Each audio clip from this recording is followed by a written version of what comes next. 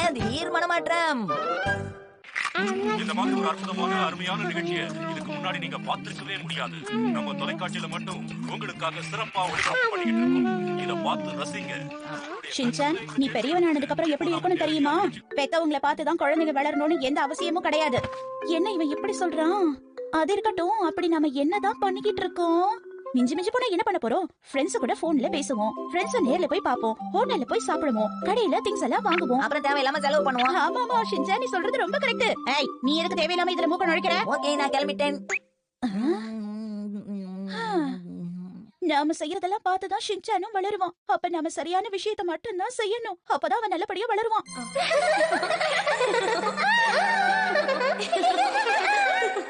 நம்ம அம்மா ரொம்ப சரியான அம்மாவா தான் இருந்திருக்காங்க.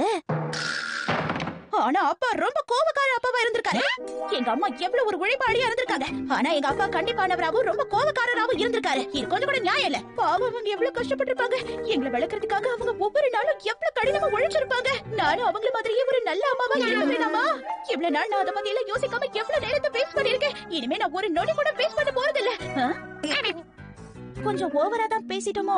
இந்த மாதிரி எல்லாம் பேசினா இவங்க ரெண்டு பேருக்கும் நம்ம மேல நல்ல அபிப்பிராயம் வராது. நான் முடிவு பண்ணிட்டேன். இன்னையில இருந்து என் ரெண்டு குழந்தைகளுக்கும் நான் ஒரு நல்ல அம்மாவா இருக்க போறேன். அவனும் ஆரம்பிப்பான். நான் படிக்கும் போது அமைதியா இருக்கணும். என்ன? ஓகே.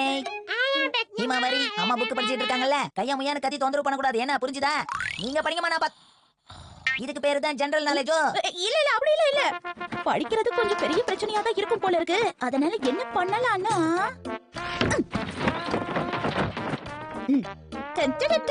இப்ப நம்ம மியூசிக் கேட்கலாமா? ஜாலி ஜாலி ஆக்ஷன் காமெடி பாட்டு கேட்க ஜாலியா இருக்கு. போடுங்க போடுங்க. பாருங்க பசங்களா, நாம இப்போ இததான் கேட்க போறோம்.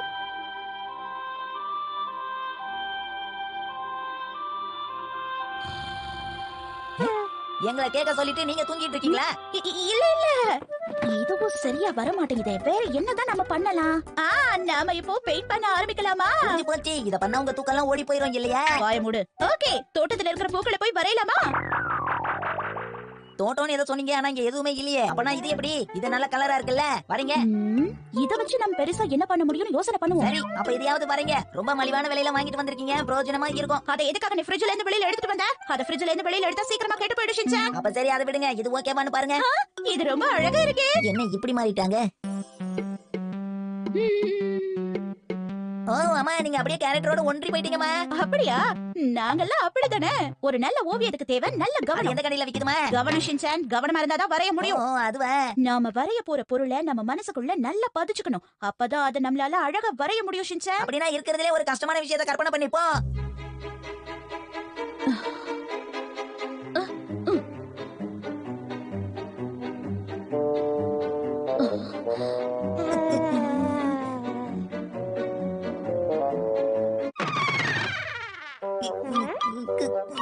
ஆமா, இது வரைக்கும் வரைஞ்சதே போதும், விட்டுறலாமே. இல்ல ஷின்சான், நாம இன்னும் அதுல கவனத்தை செலுத்தணும். அத நல்லா கவனிச்சு பாரு, கவனிச்சு பாரு, நல்லா கவனிச்சு பாரு.